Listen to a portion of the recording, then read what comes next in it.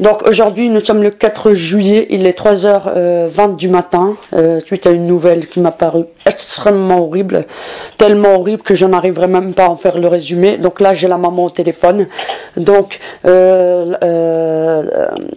voilà, si tu peux expliquer ce qui se passe en quelques mots, me dire ce qui se passe, pour que les gens sachent. Maman, voilà, je suis la maman de Célie Stécie Ricci. Le mercredi, j'ai habituellement donc un appel médiatisé du foyer de Cheville-la-Rue pour Ricci. Un seul appel puisque l'ASE a réduit un appel alors qu'avant j'en avais deux à celui-ci. J'ai pas eu donc l'appel de Ricci ce soir de Chevilly. Plus d'appel de Ricci, donc pas de nouvelles de Ricci. Ensuite, j'ai donc eu un appel sur mon téléphone du foyer de Célie à Cheville-la-Rue, Lavaga. Et j'ai eu un échange avec ma petite fille. Célie va très mal, pleure sans arrêt dans le téléphone et craque. Elle me dit, je suis inquiète pour ma soeur, maman. Je vois pas ma soeur, maman. Tu me manques, maman. Quand est-ce qu'on rentre à la maison, maman? Pourquoi j'ai pas d'avocat, maman? Et puis elle pleure, elle s'effondre, elle se remonte. Je lui dis, Célie, calme-toi, on va s'en sortir. Et puis l'éducateur est à côté. Et puis Célie pleure et craque. Au foyer, apparemment, il y a des incidents. Donc Célie s'est réveillée ce matin, on lui a coupé ses cheveux la nuit. Oh. Une certaine Laetitia. Ah ben. Alors, je vais donner des détails sur la certaine Laetitia. Elle est arrivée donc à la Vaga il y a quelques semaines. Et elle s'en est pris donc à Célie. Elle a pris Célie en grippe. Donc Célie subit des humiliations, des injures. Et la fameuse Laetitia, une enfant personnalité manipulatrice, Célie a bien expliqué comment elle fait, a retourné donc toutes ses copines et tout le foyer contre elle. Elle se retrouve toute seule. Elle devient violente. Elle se défend, elle frappe. Quand on insulte sa famille. Donc ça, c'est le quotidien de Célie. Ça, c'est Célie Lavaga. Donc qu'est-ce qu'il a dit, l'éducateur quand Célie, elle pleurait au téléphone? Quand Célie pleurait, je dis calmement à Célie, passe-moi le téléphone, Célie, je vais expliquer à ton éducateur pourquoi tu pleures. L'éducateur prend violemment le téléphone, Célie pleure à côté, et là, il me dit oui, elle pleure. Je lui dis, laissez-moi vous expliquer pourquoi elle pleure. Elle réclame sa sœur jumelle qui lui manque, monsieur. Oui, mais elle pleure sans cesse. Oh. Je lui dis, c'est normal, c'est sa sœur. Eh bien, je lui dis, est-ce que quand je l'appelle, je dois lui parler du ciel et des oiseaux? Et le monsieur me dit, oui, il faut lui parler du ciel et des oiseaux. Alors j'ai dit, là, je suis désolée, ça dépasse l'entendement. Je vais raccrocher, monsieur. Au revoir. Et j'ai raccroché violemment le téléphone. Ben, bien sûr, ça peut se comprendre. Ça, c'est mes appels. Bien sûr. Et tu en parlais de Stacy, comment elle est? Elle est en quelle situation et elle est où, là? Alors, actuellement, la situation de Stacy, toujours placée donc à Sucy-en-Brie. Comment elle est quand tu la vois le matin à l'école? Quand on la voit, alors elle dort pas, elle baille, elle fait que ça bailler, des cernes. D'accord. Je précise qu'il y a des témoins quand même devant l'école le matin qui voient donc Stacy tous les jours dans cet état-là. Il y a une maman qui s'appelle Patricia, qui me soutient, qui est d'ailleurs sur Facebook, Patricia Talon. La maman d'un très bon ami de Stacy, qui est dans la même école, Makarenko, donc dans la cité. Et puis il y a aussi Maya qui me suit sur le net, une maman de Hoche. Et puis le matin, tous les matins, il y a Sarah aussi, une de mes voisines qui voit donc Stacy aussi en mauvais état. Donc il y a des témoins. Donc il y a des témoins. Il y a des témoins. Ah, d'accord. Il y a des témoins qui voient Stacy arriver en retard très souvent. D'accord. À l'école. La gamine, elle arrive 9h15, 9h20 en ce moment. Mais on la réveille quand même vers 6h du mat. Quand on demande à Stacy, est-ce que tu dors? Et nous l'avons interrogée hier matin, la petite me dit non, je dors pas. Ah. Pourquoi elle ne dort pas? Normalement, dans un foyer, on est censé être tranquille, dormir. Il y a plusieurs semaines que la nuit, elle ne pouvait pas dormir parce qu'on entrait dans sa chambre violemment. Elle subit des agressions de la part de Quentin, un adolescent qui est sur le pavillon Bleuet. Alors je vais donner quand même des infos sur Quentin. C'est un enfant qui a probablement été abusé sexuellement et qui touche toutes les petites filles au foyer. D'accord, donc on mélange. D'accord. Voilà, quand Richie et Célie étaient là, il y avait tous les jours des bastons sur le pavillon. Et Richie et Célie, pardon, menaçaient Quentin. Célie me le disait, Quentin essaye tout le temps de me toucher les fesses, maman, me toucher. D'accord, donc ça, le foyer fait la sourde oreille et... Il y a eu des menaces de mort aussi sur Stécie, j'ai essayé d'avoir des explications. Donc on a des témoignages de Stécie devant l'école un matin, donc dans le bureau de la directrice. Et il y avait donc madame l'institutrice, la directrice n'était pas là. Et Stécie a témoigné. Donc Quentin la menace, a pris un couteau et l'a menacé au couteau. Donc ça c'est ce qu'elle vit sur le pavillon bleuet. D'accord, c'est ce qu'elle vit, d'accord. Et personne ne fait de signalement, personne... T'en as l'air d'inquiéter personne, apparemment. Quand tu vas, ça inquiète personne. Quand tu vas aux visites et que tu parles de la violence que vivent les enfants sur le pavillon, il n'y a pas d'explication, on t'en donne pas, on te dit rien. Oui. Si tu leur dis, ah mon enfant il a une brûlure, ah mais qu'est-ce qu'il est beau aujourd'hui, vous avez vu, il a des nouvelles chaussures madame, ah elle a des belles lunettes votre fille. Pour information, donc j'ai eu Cynthia ce soir. Oui. Sa fille a des lunettes aussi maintenant. Et elle a donc témoin. On a vérifié les lunettes, c'est des lunettes de repos, pareil. Ah d'accord, c'est même pas des lunettes adaptées à sa vue. Voilà. Donc pas de suivi médical concret. Voilà. Aucun suivi médical, complètement en défaut. Alors je vais aussi t'apprendre un truc. Ils ont pas mal de problèmes dentaires, tous ces enfants ont des caries. Il n'y a pas de suivi dentaire régulier non plus. D'accord. Et en ce qui concerne les viols, qu'est-ce que tu peux me dire par rapport à Stécie? Alors Stécie, quand John est donc venu de Marseille il y a quelques semaines, le jour où j'ai rencontré Marion Sigaud, Stécie a donc témoigné à la maison et nous a donc dit que effectivement je lui ai reposé des questions sur le fameux Samy de l'ITEP 13e. D'accord. Alors l'ITEP 13e, c'est les services sociaux de Ivry. Oui.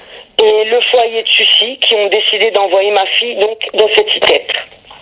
En observation d'abord. Elle avait donc à peine 8 ans, Stécie. Eh bien, ils ont mis Stécie avec 12 adolescents. Une petite fille. Elles étaient deux petites filles dans ce foyer. Il y avait Tiggy, une petite africaine, et il y avait Stécie. D'accord. Et il y avait tous ces garçons autour. Ça a commencé donc... la première semaine d'observation, ma fille a été abusée dès qu'elle est arrivée là-dedans. D'accord. J'imagine rien n'a été fait, j'imagine. Elle a dénoncé Samy et deux autres adolescents. Nous avons été informés donc de ces attouchements et abus sexuels plusieurs semaines après par l'ITEP. Personne n'avait été informé. Moi, j'ai appelé l'ASE. À l'époque, c'était Madame Marest qui travaillait en binôme avec Florence Mangin sur la mesure ASE Ivry pendant ce premier placement. Elle m'a dit, Madame Effinger, j'appelle tout de suite l'ITEP. Il me faut un rapport écrit, c'est grave. Et moi et le père, on n'a pas été convoqués tout de suite. La gamine a donc été emmenée à la BM Paris, auditionnée, ni père ni mère convoqués et entendus. Pas de PV d'audition, pas d'UMJ, classé. Classé, comme d'habitude, à chaque fois ils classent. D'accord. Ensuite, c'est ce qu'ils nous ont dit à l'ITEP quand ils nous ont reçus, qu'ils avaient éjecté et sanctionné les adolescents impliqués. Eh bien, j'ai pu vérifier que c'était un énorme mensonge, puisque nous avons la preuve, on a retrouvé donc dans les affaires scolaires de Stécie, Xavier l'a vu hier, l'emploi du temps de Stécie de l'année dernière.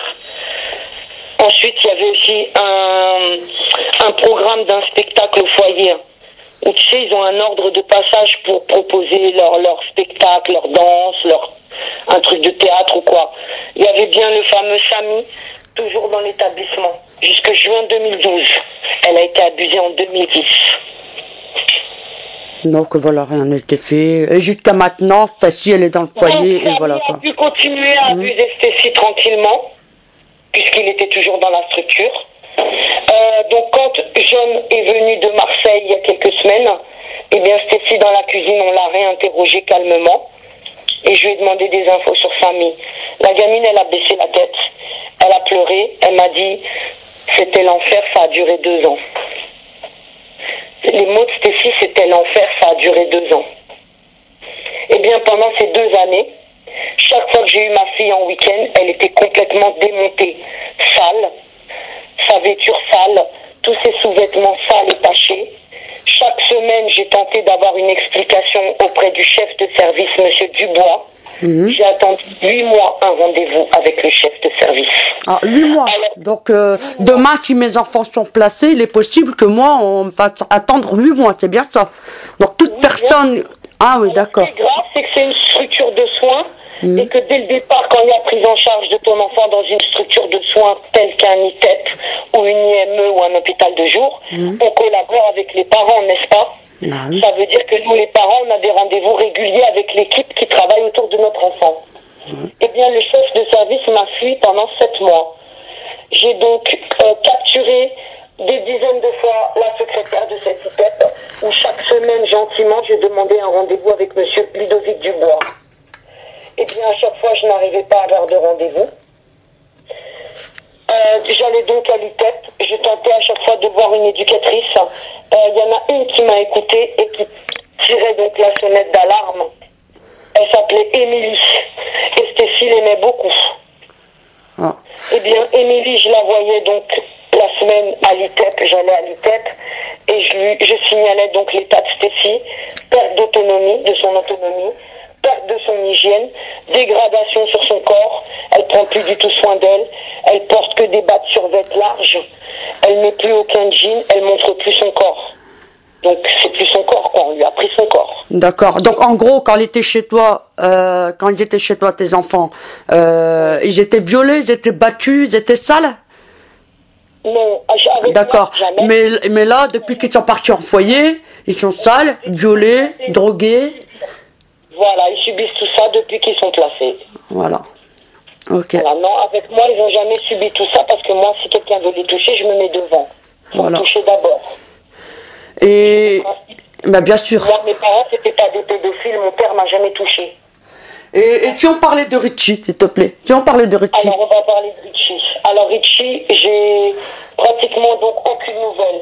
Depuis 7 mois qu'il est placé, pendant plus de 3 mois, les visites médiatisées à Sucy-en-Brie, on me mettait sans arrêt Cécile Véna, psychologue, en visite.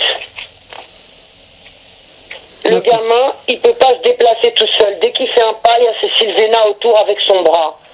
Même méthode qu'avec Abou. C'est ce que Cynthia m'a redit ce soir. Quand elle va à Sucy, Abou tente de l'approcher, le petit Africain qu'on aime bien. À chaque fois, elle me dit, il y a un éducateur qui arrive et qui écarte Abou. Ils sont là avec leurs bras, ils essayent d'emmener l'enfant ailleurs.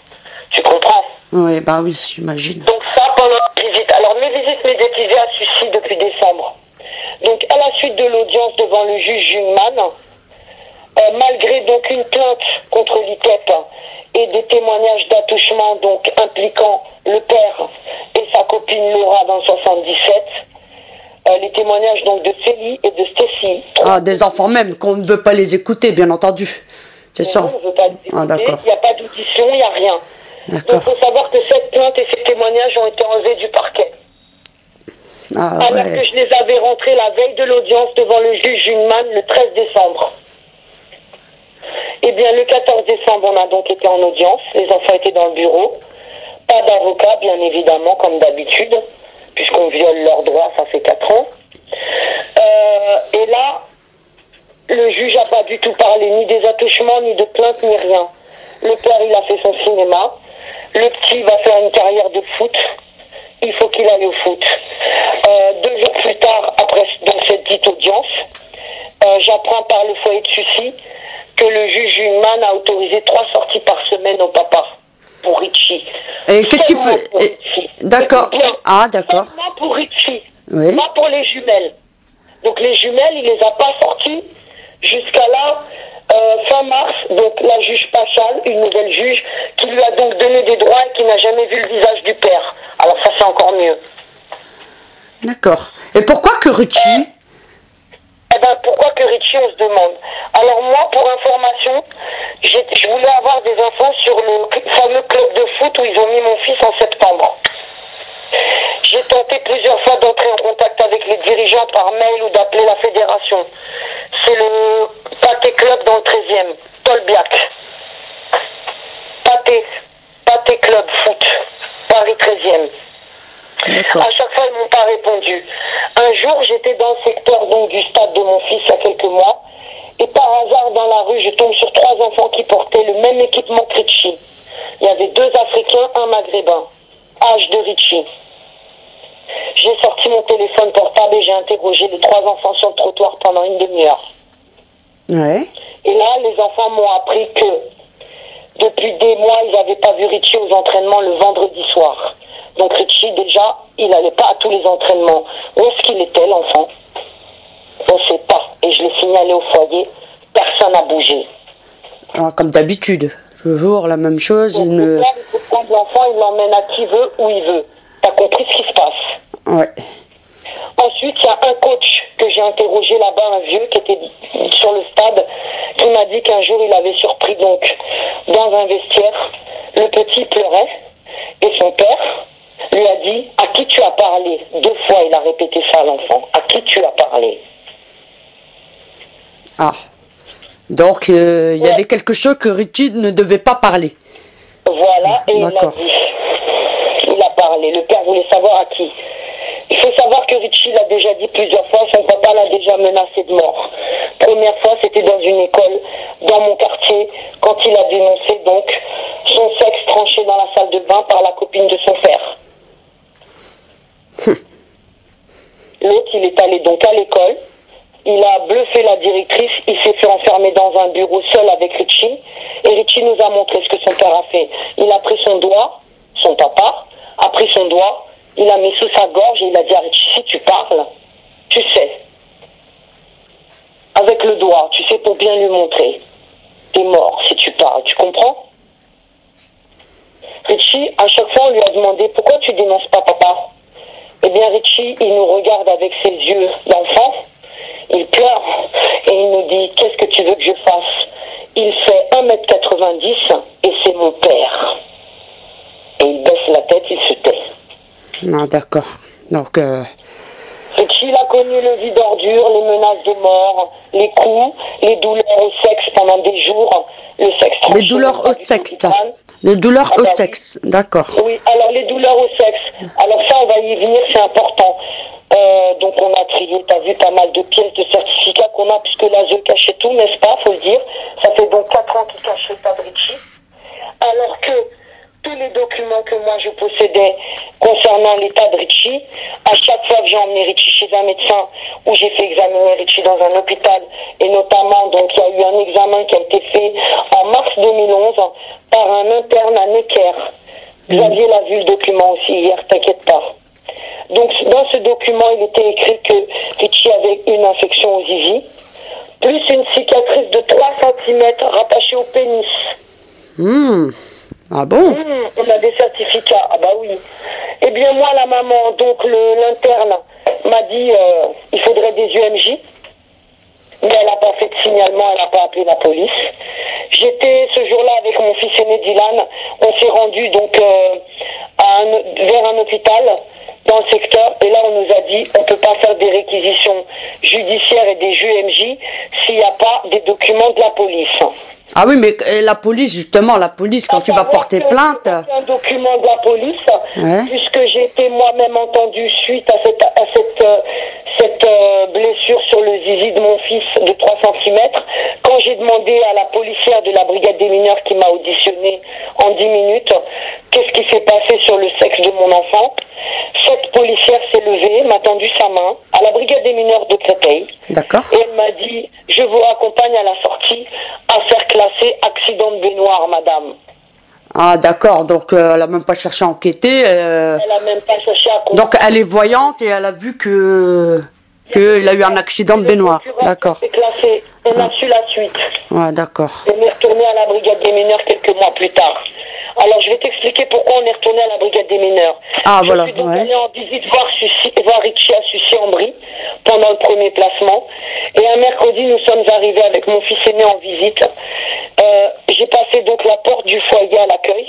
J'entre à 1h30 et j'ai donc mon enfant qui traverse le hall pieds nus, je précise, pieds nus. En crise, il hurlait le petit, il hurlait à la mort, sortez-moi de là! Comme ça, c'était les visites. Des fois, Richie, il courait dans un couloir et il se jetait violemment contre les murs pour se faire du mal. T'as vu Madame Véna Cécile qui assistait à tout ça. Ça, c'était des visites le mercredi, premier placement.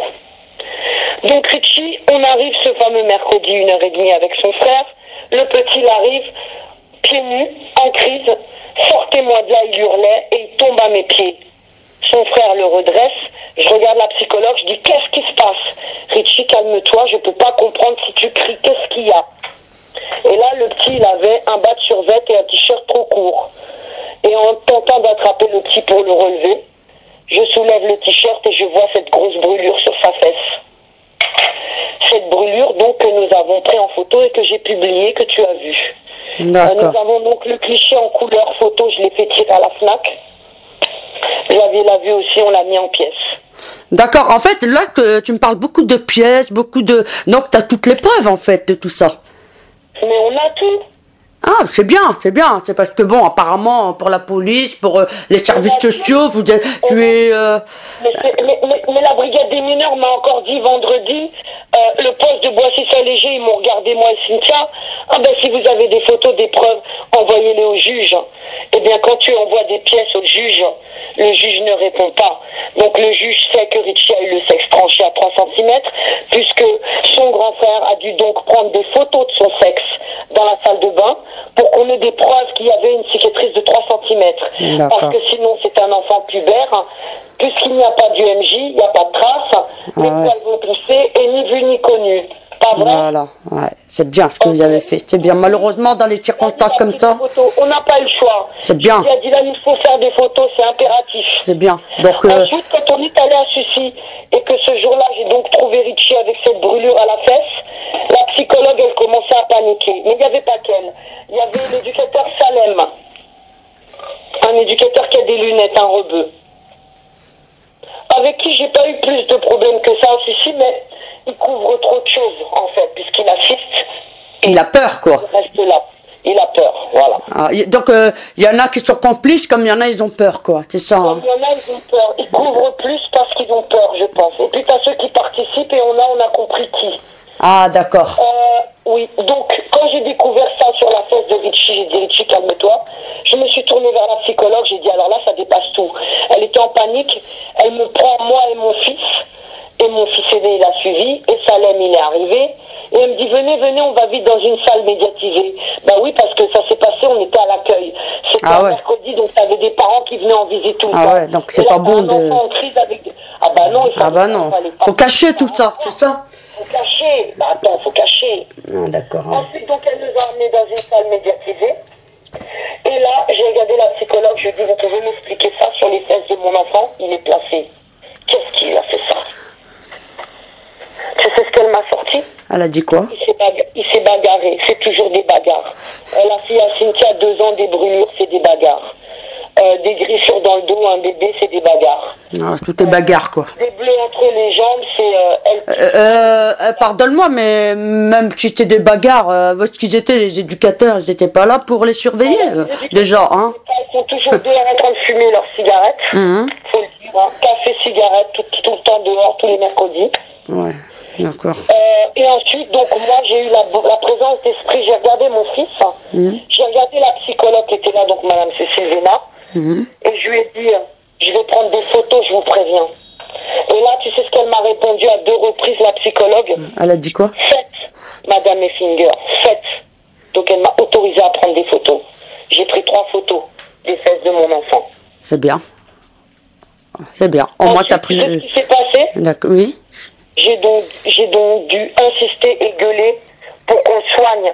Parce qu'en plus, il avait la brûlure et la plaie à vif. Donc, aucun soin. Oh là là. Aucun soin. Même pas de mercurochrome, pas désinfecté, rien. Pas de pansement. À vif. Et qui lui a fait ça? Tu as pu te renseigner. Qui lui a fait ça? On ne saura jamais qui lui a fait ça. Tout ce qu'on sait, c'est voilà, les réponses qu'ils nous donnent eux. C'est des bagarres. Pourquoi il fugue? On n'en sait rien. Il n'a pas fugué. Vous mentez, c'est pas vrai. Pourtant, quand on a été en cour d'appel, tu sais ce qu'ils ont dit, les juges en appel? Il a fait 8 fugues à Sucy-en-Brie. Tu sais combien de fois ils m'ont prévenu, le foyer?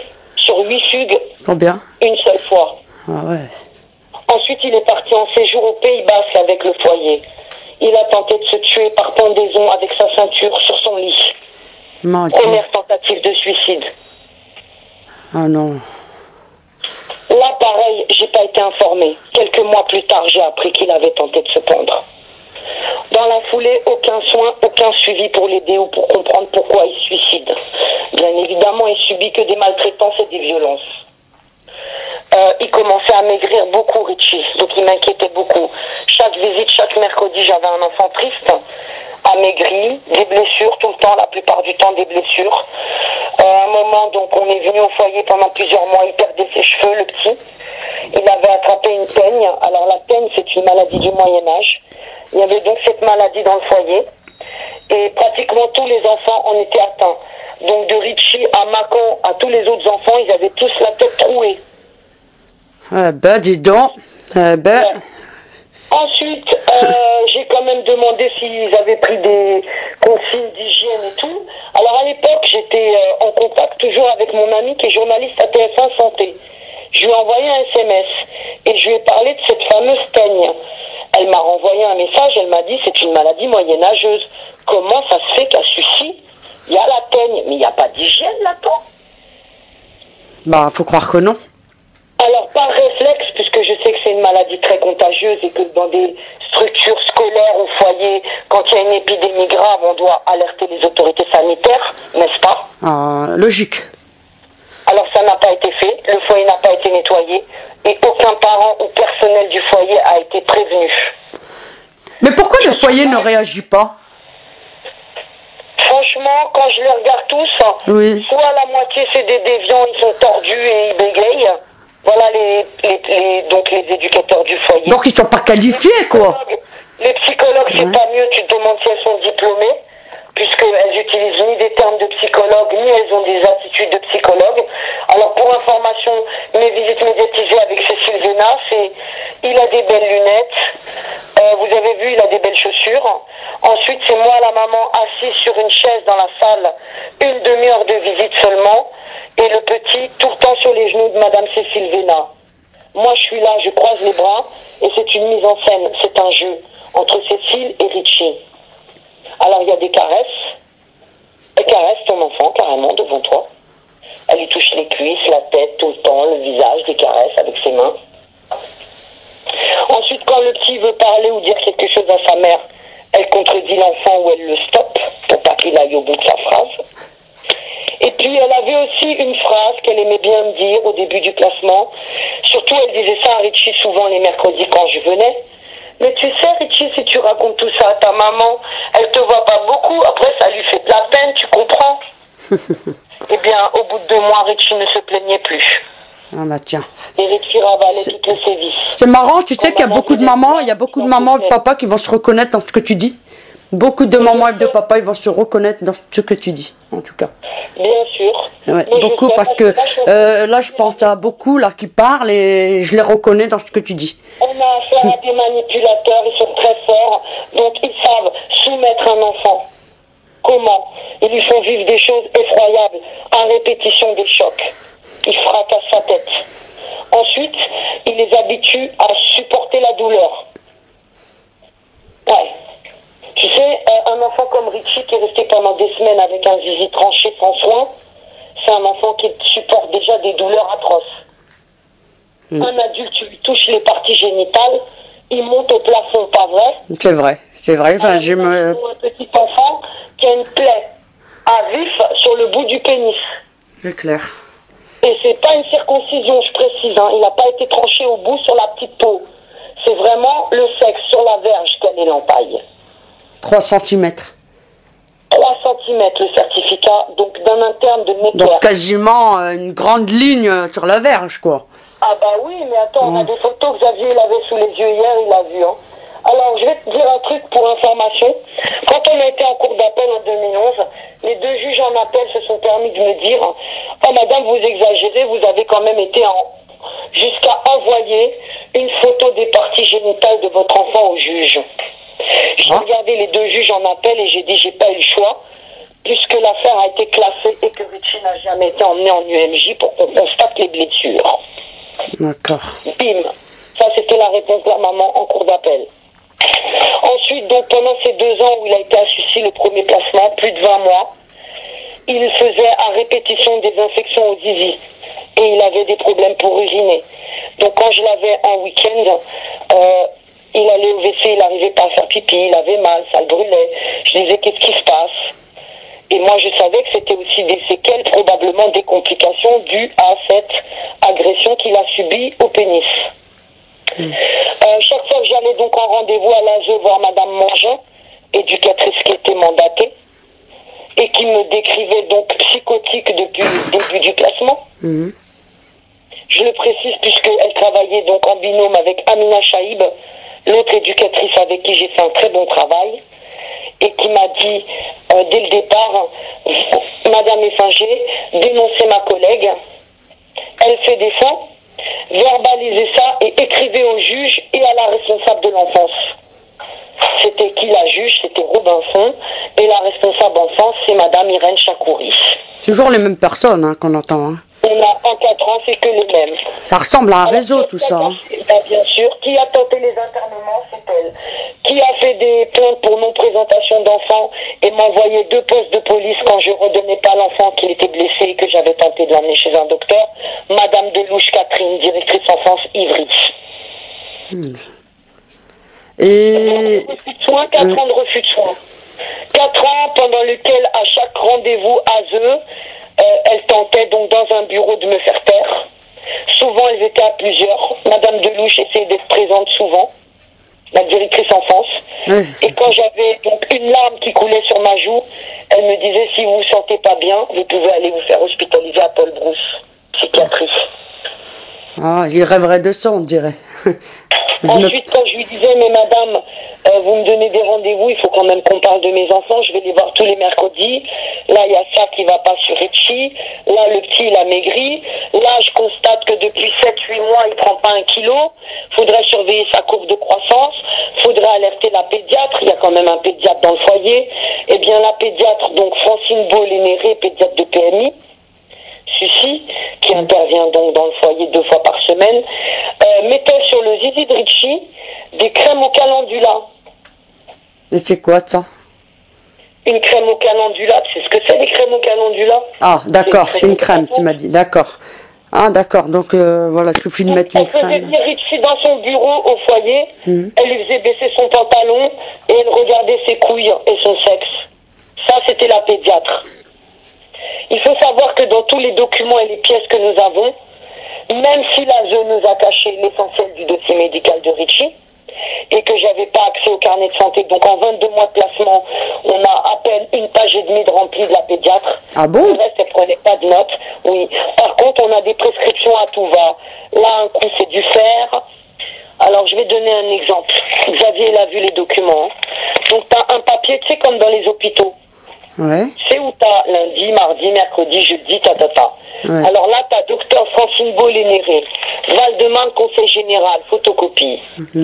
Date de naissance de l'enfant, t'as pas. Poids, il n'y a pas non plus son poids. Ensuite, tu as des médicaments prescrits. Tu as du ferrostrane. Ferrostrane, c'est le fer, c'est pour l'anémie, c'est pour traiter de l'anémie. Donc Richie est un enfant anémié depuis des années.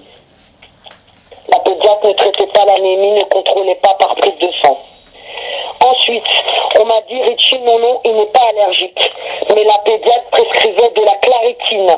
Claritine est un anti-allergique. Tu as des enfants, tu dois connaître, c'est comme l'Aerius. D'accord. Ensuite, il a rien à la tête, tout va bien. Aderma, une crème pour les trous et les plaques qu'il avait sur la tête. D'accord. Ils l'ont laissé plus de 2 mois comme ça. Il a eu une biopsie à la tête. Il a été emmené à l'hôpital. On lui a fait un prélèvement. J'ai jamais eu les résultats. Oh là là Ensuite, là là. un shampoing spécial aussi était prescrit pour sa tête et les trous dans la tête. Alors ça, tu vois, c'est signé de la main de la pédiatre. T'as pas de cachet, t'as le nom et le numéro finesse de cette pute de pédiatre de Sucy. Donc, Donc des ordonnances comme ça, on a... t'as tout. Donc là, je vois que ça fait 35 minutes. Donc là, tu me dis que tu as toutes les preuves. Oui, on a toutes les preuves. Et donc, en gros, tes enfants subissent. Et encore, tu n'as pas tout dit dedans. De ce que tu m'as dit tout à l'heure. De ce que tu m'as dit tout à l'heure, est-ce que tu accepterais de me le redire dans un autre enregistrement? Oui, oui, oui. Oui? Oui. Parce que c'est vrai que là, c'est vrai qu'on va faire un autre enregistrement part où tu vas pouvoir exposer ce que tu m'as dit tout à l'heure. C'est très grave. Il n'y a pas de problème. Là, pourtant, tout ce que tu m'as dit, c'est très grave. C'est très grave. Très grave. Mais là, tout à l'heure, c'est l'immonde. C'est immonde. Donc, Oui, c'est immonde. Et en plus, c'est un témoignage donc, de Célie et elle s'est confiée à une adulte. voilà. Donc, Et c'est la maman de Kayla. et puisque personne... Et puis... Elle a un très bon contact D'accord. avec les enfants là-bas. D'accord. Ah bah oui, la petite Kayla qui n'a pas que la brigade des mineurs. C'est ça, hein, la brigade des mineurs de Créteil. Hospitalisée, voilà, Créteil et Boissy-Saint-Léger. Voilà, ils ont refusé de prendre la plainte pour suspicion de viol, maltraitance. Oui. Hein, juste simplement suspicion, hein, tu vois. Finalement, oui. D'accord. Ils nous Donc, ont dit, on peut... balader, je l'ai mis sur Facebook cette journée-là. Donc voilà, bon ben, Le juge, on a regardé les flics, on leur a dit, mais le juge ne répond pas. On peut rien faire, madame. Au revoir. voilà, on peut rien faire. Tout le monde dit on peut rien faire, tout le monde dit il y a rien, tout le monde. Donc maintenant il faut exposer tout ça. Et d'ailleurs, je conseille même à tous les parents de faire ça. Le problème, voilà, c'est que Et d'envoyer ça partout. ici, on peut être hospitalisé en 4 ans et subir des vrais examens. Oui, en plus. Je voudrais préciser un truc. On a retrouvé donc dans les divers documents la réquisition à personne qui a été faite par le Laure Villain, lieutenant de police à Ivry. Elle avait donc demandé des UMJ de Stécie pour des violences volontaires. Qui est-ce qui était impliqué dans la plainte? Janine Bekanga Botuli, la personne qui a tranché le sexe de Richie et qui habite à 200 mètres de chez moi. Donc c'est elle alors. Donc, le lieutenant Villain a réquisitionné le médecin-chef des UMJ de Créteil pour examiner Stécie.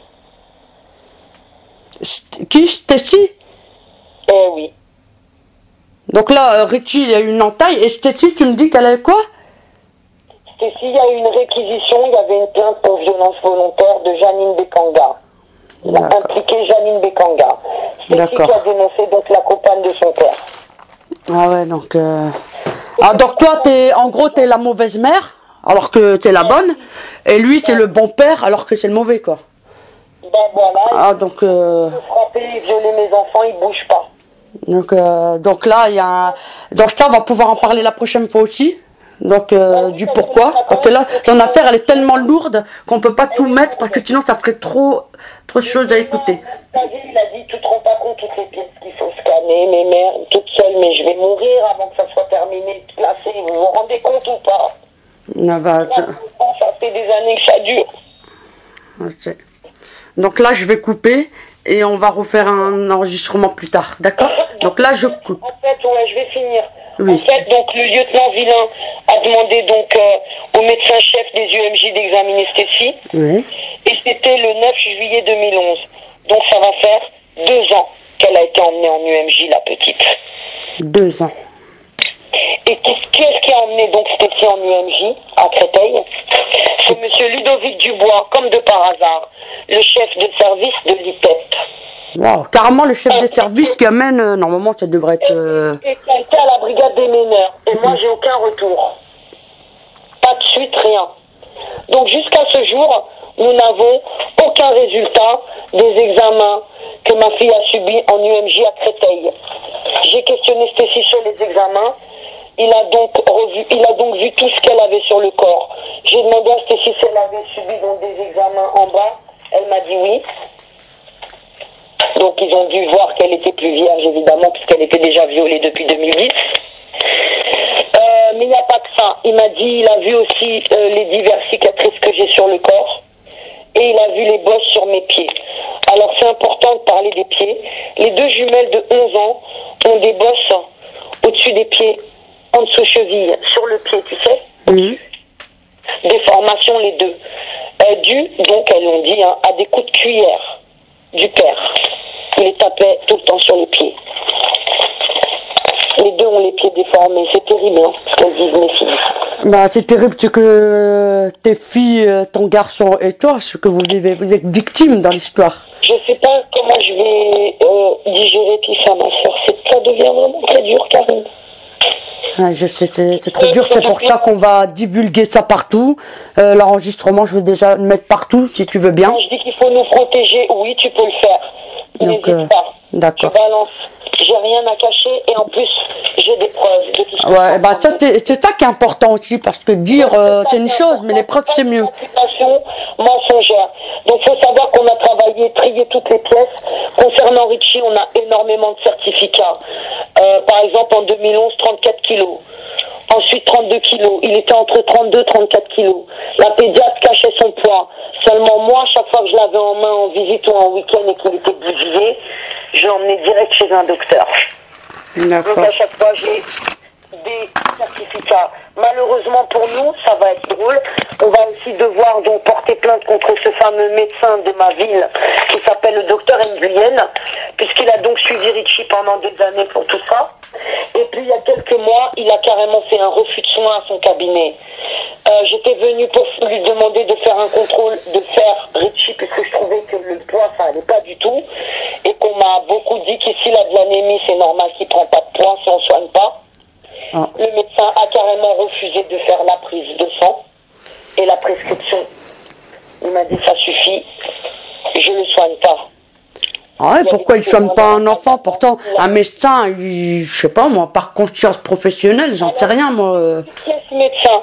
Alors ce docteur Nguyen est un asiatique qui habite donc dans mon secteur. En 2010, il avait fait un certificat médical pour demander avec le docteur Konofal l'hospitalisation de la fratrie. On avait un bon médecin à Robert Debré qui était décidé à prendre les 3 petits en charge, à les hospitaliser, à mettre plusieurs cliniciens autour pour observer ce qui ne va pas. Ah. 10 médecins qui s'appelait Eric Konofal, qui est un très bon médecin, c'est un professeur en pédopsie, et lui c'est pas un putain de médecin de merde. Il a regardé l'éducatrice de l'ASE en 2010 avec moi, et l'éducatrice qui m'avait accompagnée à l'hôpital c'était Amina Chaïb, une très bonne éducatrice avec qui j'ai fait un très bon travail. Le médecin a dit textuellement à l'éducatrice, ah bon, la petite prend du Risperdal, mais vous savez que si elle a un trouble de l'attention, il faut surtout pas lui donner du Risperdal, on va endommager son cerveau. Wow. Elle a noté tout ça. Elle a noté tout, l'éduc. Ensuite, il m'a posé quelques questions sur ma situation sociale autour. J'ai expliqué au docteur Eric Konofal ce qui se passait autour de moi, mais que les gamins étaient placés. Le médecin, il a regardé l'éducatrice dans les yeux. Il m'a dit, on va demander l'hospitalisation des 3 enfants et rapidement. Et pourquoi D'accord. Et pourquoi ça n'a pas été fait? Qui a mis un veto? Qui a freiné la chose? Je t'explique là. D'accord. Donc le médecin, il propose l'hospitalisation. Il n'a pas dit que ça. Il a dit, c'est une fourmilière cette situation. Il va falloir mettre des coups de pied dedans à plusieurs. Tu comprends pas l'expression? Ah ouais, non, je comprends. C'est le terme d'Eric Konofal. Hein. Eric Konofal, c'est pas une merde, c'est ma pote de TF1 qui m'a branché avec ce grand médecin de Debré. Elle m'a dit, actuellement, c'est le meilleur dans le pays. Si tu arrives à avoir un rendez-vous avec lui, c'est bon. Eh bien, j'ai réussi à avoir un rendez-vous avec lui pour chaque enfant. J'ai donc toutes les fiches de convocation.